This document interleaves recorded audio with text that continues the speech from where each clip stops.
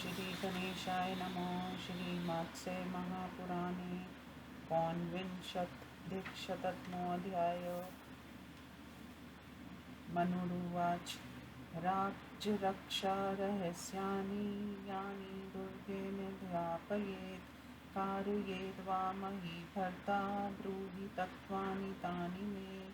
मत्स्यवाच शिरीषोदुम्बरशमी बीजपुरं घृतत्पाल्लुममा श्रुत्योगकथितो राजन्मासादर्स्य पुरातने कशेरुफलमूलानि ईक्षुमूलं तथा विषं दूर्वा क्षीरघृतैर्मण्डसिद्धोऽयं मासिका परा नरं शस्त्रहतं प्राप्तो न तस्य मरणं भवेत् कल्माशवेनुना तत्र जन्येतु विभावसु ग्रहत्रिपस्वं तु क्रियते यत्र पार्थिवा नान्योगिनर्ज्वलते तत्र नात्र कार्या विचारिणा कार्पासास्थना भुजं कस्य तेन निर्मोचनं भवेत् सर्पनिर्वासने धूपा प्रशस्ता सततं गृह समुद्र सैन्धवयवा विद्युद्भगा च मृत्तिका तयानुलिप्तं यद्वेषं नागिननाद्वा ते नृपा दिव्वा च दुर्गे रक्षो गिन्निर्वातिवाते विशेषता विशाचरक्षो निपतितस्तत्र युक्तिं निबोध मे क्रीडानिमित्तं न्यपतिधारयेन मृगपक्षिणा अन्तवे प्राक् परीक्षेत ब्रह्मोचान्यतरेषु च वस्त्रं पुष्पमलङ्कारं भोजनाच्छदनं तथा नापरीक्षितपूर्वं तु सपृशेत्तपि महीपति स याच्यासो वक्त्रसन्तप्त सोद्वेगं च निरीक्षते विशदोऽथ वित्सं दत्तं यच्च तत्र परीक्षते स्त्रस्तोत्तरीये विमानास्तम्भोदयादिभिस्तथा प्रच्छादयति चात्मानं लज्जते त्वरते तथा भुवं विलिखति दिवां तथा चाल्यते नृपा कण्डूयति च मूर्धानं परिलोचाननं तथा क्रियासु तव ऋतो राजन् विप्रीतास्वपि ध्रुवम् एवमादीनि चिह्नानि विश्यतस्य परीक्षयेत् समीपे विक्षिपेतेद्वरहो तदनं तवर्यान्विता इन्द्रायुध सर्वनं तु रूक्षं सफोटसंवितम्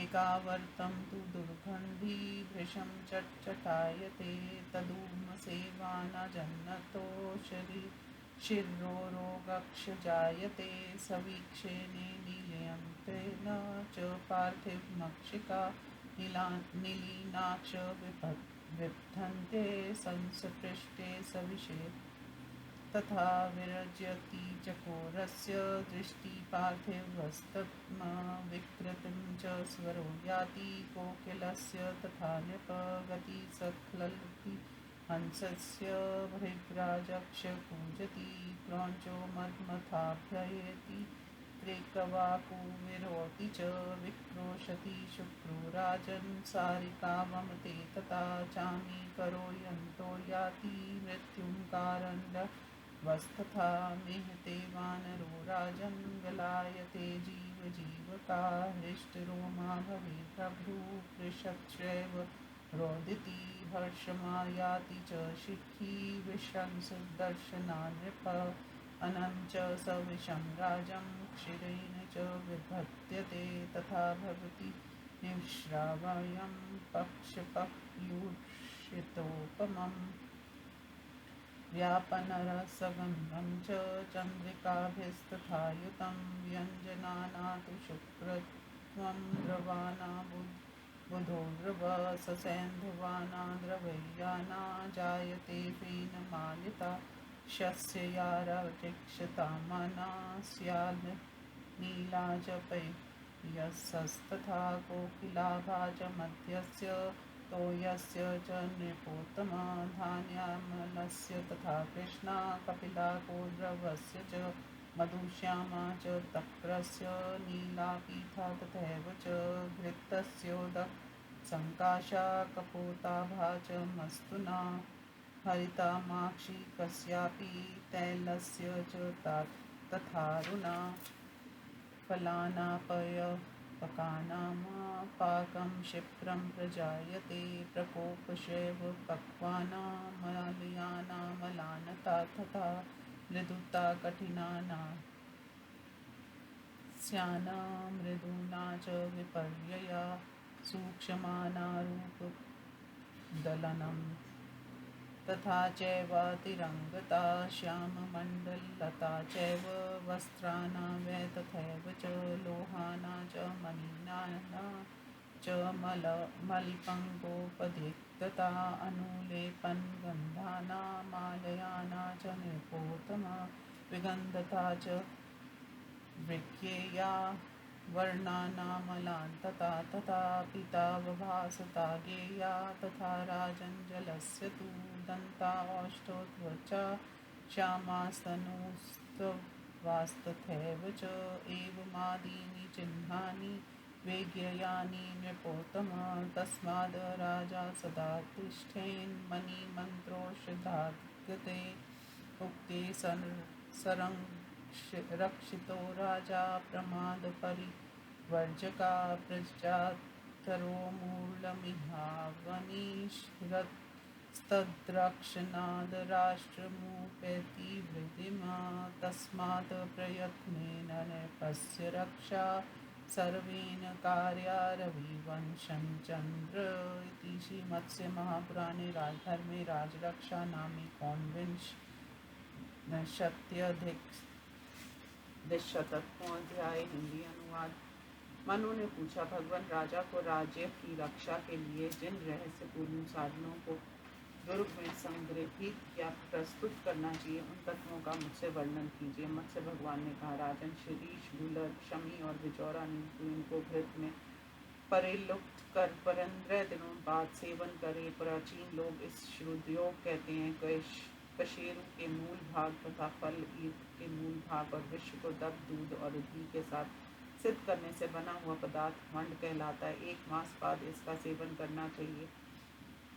इनके सेवन से हथियारों से घायल हुआ मनुष्य मर नहीं सकता। वहाँ चित कब्रे रंग वाले बांस के टुकड़े से अग्नि उत्पन्न करे। राजन, उस अग्नि को जिस घर में अब स्वप्य होकर 3 बार प्रदक्षिणा करे वहाँ कोई अन्य अग्नि नहीं जल सकती। इसमें अन्यथा विचार करने की आवश्यकता नहीं है। कपास के साथ सर्प की हड्डी जलाने से घर में सर्पों का निष्कासन होता है। घर में निरंतर इस वस्तु की धूप करना सांप को निकालने के लिए विशेष प्रसिद्ध है। राजन, समुद्री नमक, सेंधा नमक और यवा ये 3 प्रकार के लवण तथा विद्युत से जली हुई मिट्टी इन वस्तुओं से जिस भवन की लिपाई होती है उसे अग्नि नहीं जला सकती। दुर्ग में दिन के समय विशेषकर जब वायु का प्रकोप हो अग्नि की रक्षा करनी चाहिए। विशेष से राजा की रक्षा करनी चाहिए। उस विषय में मैं युक्ति बतलाता हूँ, सुनिए। राजा को चाहिए कि दुर्ग में क्रीड़ा के लिए कुछ पशु तथा पक्षियों को रखे। सर्वप्रथम उसमें अग्नि डालकर अथवा अनेक इन्हीं उपायों से अन्न की परीक्षा कर लेनी चाहिए। वस्त्र, पुष्प, आभरण, भोजन तथा आच्छादन वस्त्र को राजा पहले परीक्षा किए बिना स्पर्श कभी न करे। विष देने वाले मनुष्य ने यदि विष दे दिया है तो उसकी परीक्षा से ये निम्न कथित लक्षण होते हैं। वह मलिन मुख, उदेक पूर्वक देखने वाला, खिसकती हुई चादर वाला, उदास, खंबे और भीख की आड़ में अपने को छुपाने की चेष्टा करने वाला, लज्जित तथा शीघ्रता करने वाला होता है। राजन, वह पृथ्वी पर रेखा खींचने लगता है, गर्दन हिलाने लगता है तथा मुख को मल कर सिर खुजलाने लगता है। राजन, निश्चय ही वह विपरीत कार्यों में भी शीघ्रता करने की चेष्टा करता है। विष दाता के ऐसे ही लक्षण होते हैं। राजा को उसकी परीक्षा कर लेनी चाहिए। उसके द्वारा दिए गए अन्न को शीघ्रतापूर्वक समीपस्थ अग्नि में डाल देना चाहिए। वह शैला अन्न अग्नि में पड़ते ही इंद्रधनुष जैसे रंग वाला हो जाता है तथा तुरंत ही सूख जाता है। उसमें सपोर्ट होने लगता है। वह एक ही ओर से निकलता है, दुर्गंध युक्त होता है और अत्यंत चटचटाने लगता है। उसके धुएं का सेवन करने से जीव के सर में रोग उत्पन्न हो जाता है। राजन, विषयुक्त अनेक के ऊपर मक्खियाँ नहीं बैठती, यदि बैठ गई तो विश्व संयुक्त अन्न का स्पर्श होने के कारण तुरंत ही मर जाती है। पार्थिव श्रेष्ठ विषयुक्त अन्न को देखते ही चकोर की दृष्टि विरक्त हो जाती है, अर्थात वह अपनी आंखें फेर लेता है। कोकिला का स्वर विकृत हो जाता है, हंस की गति लड़खड़ाने लगती है, भौरे जोर से गूंजने लगते हैं, क्रौंच कुरर मदमत हो जाता है और मुर्गा जोर जोर से बोलने लगता है। राजन शुक चींचे करने लगता है, सारिका वमन करने लगती है, चामिकार भाग खड़ा होता है और कारंडव मर जाता है। राजन वानर मूत्र त्याग करने लगता है, जीवक कल्याणी युक्त हो जाता है, नीबले के रोए खड़े हो जाते हैं, पृषभ मृग रोने लगता है। राजन विष को देखते ही मयूर हर्षित हो जाता है, क्योंकि वह चिरकाल से विषयुक्त अन्न का भोजन करने वाला है। राजन वह विषयुक्त अन्न करने योग्य नहीं रह जाता, 15 दिन के बासी अन्न की तरह पड़ता है, उसका रस तथा गंध नष्ट हो जाता है तथा ऊपर से चंद्रकाओं से युक्त रहता है। निरपोतम विष के मिलने से बना हुआ व्यंजन सूख जाता है, द्रव वस्तुओं में बुल्ले उठने लगते हैं, लवण सहित पदार्थों में पीन उठने लगते हैं, अन्नों से बना हुआ वैशैला भोजन ताम्र वर्णन का, दूध वाला नीले रंग का, मदिरा तथा जलयुक्त कोकिल गिले के समान काला, मल अन्न वाला काला, कोदो का कपिल तथा मठा युक्त भोजन मधु के समान श्यामल नीला और पीला हो जाता है। विषयुक्त घृत का वर्णन जल की भांति विमिश्रित छाछ का कबूतर की तरह, मधु युक्त का हरा और तेल मिश्रित विष का लाल रंग हो जाता है। विष के संसर्ग से पके हुए फल शीघ्र ही पक जाते हैं और पका हुआ फल विकृत हो जाता है। पुष्प मालाएं मलिन हो जाती हैं, कठोर वस्तु कोमल तथा कोमल वस्तु कठोर हो जाती हैं, सूक्ष्म वस्तुओं का रूप नष्ट हो जाता है और रंग बदल जाता है। वस्त्रों में विशेषकर काले धब्बे पड़ जाते हैं, लोहे और मणियों पर मैल जम जाती है। नृप शरीर में लेपन किए जाने वाले द्रव्यों एवं उपयोग में आने वाली पुष्प मालाओं में दुर्गंधित तथा रंग की मलिनता समझनी चाहिए। राजन उसी प्रकार जल में पीलेपन का आभास होने लगता है। नृपोत्तम विष के सेवन से दांत पूंछ और चमड़े श्यामल वन के हो जाते हैं और शरीर में क्षीणता का अनुभव होने लगता है। इस प्रकार ये लक्षण जानने चाहिए, इसलिए राजा को स्वर्गा मणि मंत्र और उपयुक्त औषधियों से सुरक्षित तथा सावधान रहना चाहिए। सूर्यवंश के चंद्र इस पृथ्वी पर प्रजा रूपी वृक्ष की जड़ राजा है, अंत उसी की रक्षा से राष्ट्र की वृद्धि होती है, इसलिए सभी को प्रयत्न पूर्वक राजा की रक्षा करनी चाहिए। ओम नमो शिवाय। इस प्रकार श्री मत्स्य महापुराण के राजधन प्रकरण में राज रक्षा नामक 219वां अध्याय संपूर्ण हुआ। ओम नमो शिवाय।